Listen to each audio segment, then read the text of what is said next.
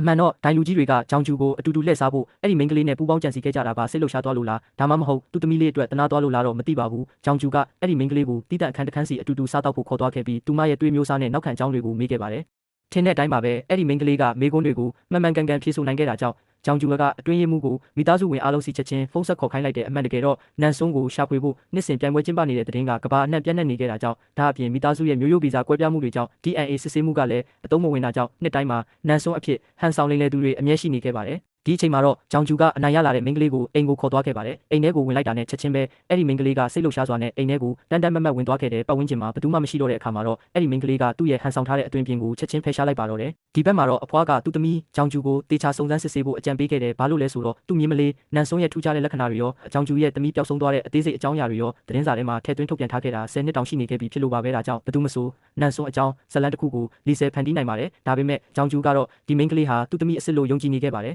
်ဒီအချိန်မှာပဲမစ္စတာကန်ကချက်ချင်းပါဆက်ဖွင့်ပြီးစကားပြောလိုက်တယ်သူကသူ့သမီးလေးနှစ်သမီးအရွယ်တုန်းကအိမ်ခေါင်မိုးပေါ်ကနေခုန်ချခဲ့တုန်းကတကိုင်းကသူ့ခြေထောက်ကိုထိုးဆိုင်ခဲ့ပြီးအမာရွတ်တစ်ခုကြံခဲ့တယ်လို့ပြောလိုက်တဲ့ဒီစကားတွေကိုကြားလိုက်ရတဲ့အခါမှာတော့ဂျောင်ကျူနဲ့မစ္စတာကန်တို့ချက်ချင်းပဲအတိတ်ကဇလန်ဟောင်းအကြောင်းကိုပြန်ဆဖော်ကြတော့တယ်ဂျောင်ကျူကသူ့ယောက်ျားဟာဘာအလုံးမလုပ်เสียရမလို့ပဲနဲ့ကလေးတစ်ယောက်ကိုတောင်တေချာမကြည့်ရှုနိုင်ဘူးလို့ထင်မြင်နေခဲ့ပါတယ်မစ္စတာကန်ကတော့သူ့သမီးအတွက်အမေဖြစ်သူရဲ့ဂရုစိုက်မှုကိုလိုအပ်တယ်လို့ခံစားနေရတဲ့အချိန်မှာသူတို့နှစ်ယောက်ခဏလောက်အငင်းခုန်ဖြစ်ကြပြီးတဲ့နောက်မှာတော့နန်အွန်းရဲ့သားအကြောင်းကိုဆက်ပြောကြတယ်အတူချုပ်ပြောရရင်တော့ဂျောင်ကျူကဒီမိန်းကလေးဟာပျောက်ဆုံးနေတဲ့သမီးနန်ဆွန်ဖြစ်တယ်ဆိုတာကိုတေချာနေခဲ့ပါတယ်အဲ့ဒီညမှာဂျောင်ကျူကမိန်းကလေးရဲ့အခန်းစီသွားခဲ့ပြီးသူမရဲ့ခြေဝါးမှာအမာရွတ်တစ်ခုရှိနေတာကိုတွေ့ရှိသွားခဲ့တယ်။ဒါကဂျောင်ကျူကဒီမိန်းကလေးဟာသူ့သမီးအစ်စ်ဖြစ်တယ်ဆိုတာကိုပိုပြီးတောင်တေချာသွားစေခဲ့ပါတယ်။နောက်တနေ့မနက်အစောမှာပဲသူမကသူ့သမီးအိမ်ပြန်လာတာကိုကြိုဆိုဖို့အတွက်ပါတီပွဲကြီးတစ်ခုကျင်းပခဲ့ပါတယ်။ဂျောင်ကျူကမိန်းကလေးနဲ့သူ့သားအရသာရှိစားတောက်နေကြတာကိုမြင်ပြီးပျော်ရွှင်မှုထဲမှာနှမျောနေမိတော့တယ်။ဒီဘက်မှာတော့နန်ဆွန်းရဲ့မွေးစားမိဘတွေကသူမကိုရီးယားကိုပြန်ဖို့အတွက်ငွေရအောင်လို့တိုးအုပ်တအုပ်လုံးကိုရောင်းချခဲ့ကြတယ်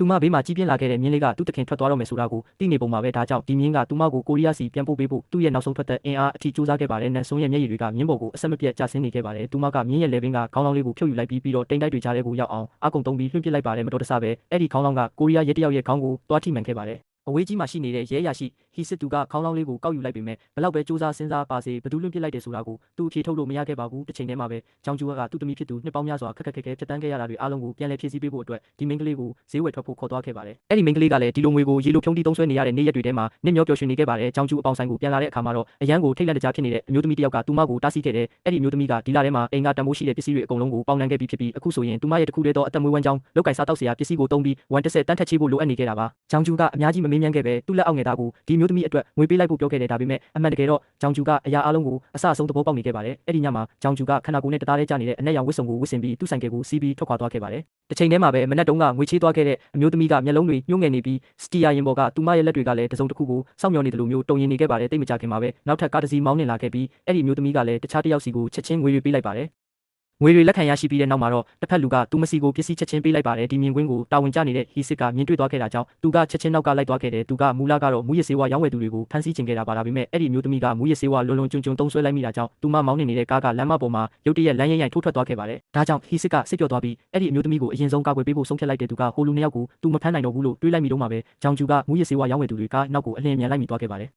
်သူတို့တွေကဂျောင်ကျူကကိုမာနထောင်လွှားစွာနဲ့စိန်ခေါ်ခဲ့ကြတယ်။အဲ့ဒီနောက်သူတို့ကဥမင်လိုင်ကောင်းတဲ့ကိုမောင်းဝင်သွားခဲ့ပြီးဂျောင်ကျူကလည်းဒီအခွင့်အရေးကိုပဲစောင့်ဆိုင်းနေကြတာပါ။သူမခြေထောက်နဲ့တစ်ချက်ပဲကန်လိုက်ရုံနဲ့သူတို့တွေကားနဲ့တကွလွတ်ဆင်ထွက်သွားခဲ့ပါတယ်။ဟီစစ်အဲ့ဒီနေရာကိုအလင်းအမြန်ရောက်ရှိလာတဲ့အခါမှာတော့သူကဒီမြင်ကွင်းကိုအံ့ဩစွာတွေ့မြင်လိုက်ရပါတယ်။မူရစေဝါရောင်းဝယ်သူတွေကိုဖမ်းဆီးပြီးတဲ့နောက်မှာတော့ဟီစစ်လည်းရဲစခန်းကိုပြန်လာခဲ့ပါတယ်။ရုတ်တရက်လုတ်ခေါ်ကိုင်ဖက်တွေစီကသတင်းတစ်ခုဝင်လာပါတယ်။မူရစေဝါရောင်းဝယ်သူတယောက်ကမွန်ဂိုလီးယားကနေည7 နာရီလေယာဉ်တစ်စီးကိုအမိလိုက်စီးလာခဲ့တယ်လို့သတင်းရပါတယ်။ဒါကြောင့်မူရစေဝါတိုက်ဖြတ်ရေးအဖွဲ့ကဖမ်းဆီးရေးစစ်စင်ရေးကိုချက်ချင်းစတင်လိုက်ပါတော့တဲ့တိုက်ဆိုင်ပဲနန်ဆွန်းကလည်းဒီလေယာဉ်ပေါ်မှာပါလာခဲ့ပါတယ်။ဒါပေမဲ့မူရစေဝါတိုက်ဖြတ်ရေးအဖွဲ့အင်ချုံးလေးစိတ်ကိုရောက်ရှိလာတဲ့အခါမှာတော့လေယာဉ်မှာပြဿနာတစ်ခုတက်နေခဲ့တယ်ဘာလို့လဲဆိုတော့လေယာဉ်ရဲ့အရှင်ရှော့တောင်ပန်ကပျက်စီးနေခဲ့တာကြောင့်လေယာဉ်ကအရှင်ရှော့လို့မရဖြစ်နေခဲ့လို့ပါပဲပြင်းထန်တဲ့တုန်ခါမှုကြောင့်နန်ဆွန်းတယောက်နိုးလာခဲ့ပါတယ်လေယာဉ်မှုကလေယာဉ်ကိုဆင်းသက်ဖို့နဲ့ပြေးလမ်းပေါ်မှာမောင်းနှင်ဖို့ကြိုးစားနေတော့မှပဲရုတ်တရက်တိုက်မိမှုတစ်ခုဖြစ်သွားခဲ့တာကြောင့်လေယာဉ်ကအတွင်းမှာလေဖိအားရောကျသွားခဲ့ပြီးခီးသည်တွေချက်ချင်းပဲထိတ်လန့်တကြားနဲ့ကြောက်ရွံ့သွားခဲ့ကြတယ်ဒါပေမဲ့လေယာဉ်ရဲ့ရှော့တိုက်သွားနေတဲ့အရှင်ကရှုံးမသွားပဲပိုလို့တောင်မြန်လာခဲ့ပါတယ်အန်ဒီရဲ့ကြားရောက်နေတဲ့အခိုက်အတန့်မှာပဲနန်ဆွန်းကလေယာဉ်ကတကားစီကိုချက်ချင်းလမ်းလျှောက်သွားခဲ့ပြီးတကားကိုကန်ဖွင့်ကအောက်ကိုခုန်ချလိုက်ပါတယ်သူတို့မိသားစုတွေကအမျိုးသမီးတွေဟာအလွန်မင်းကြီးမားတဲ့ခွန်အားတွေရှိနေုံနဲ့မကပဲလူတွေကိုအံ့အားသင့်သွားစေလောက်တဲ့အရန်ကိုလျင်မြန်တဲ့အချိန်နှုန်းအမြန်နှုန်းလည်းပိုင်ဆိုင်ထားကြပါတယ်သူမကလေရင်ကြီးကိုမရွေ့အောင်ထိန်းထားဖို့သူမရဲ့အင်အားတွေအားလုံးသုံးခဲ့တယ်ဒီအချိန်မှာပဲသူမခန္ဓာကိုယ်ထဲမှာနှစ်ပေါင်း20နှစ်ကြာအိပ်ပျော်နေခဲ့တဲ့သွေးမျိုးရိုးဗီဇကတရားဝင်နိုးထလာခဲ့ပါတယ်တစ်ချိန်တည်းမှာပဲဂျောင်ကျူရဲ့အမေကလည်းသွေးသားတော်ဆက်မှုရဲ့ချစ်ချင်းမြတ်တာသွေးသားရင်အနက်အသက်ကိုခံစားမိလိုက်တယ်ဒါပေမဲ့ဂျွန်ကျူကနေဆင်းသက်လာတဲ့မိန်းကလေးအစ်စ်အမှန်ကတော့သူတို့စီမှာရှိမနေခဲ့ပါဘူး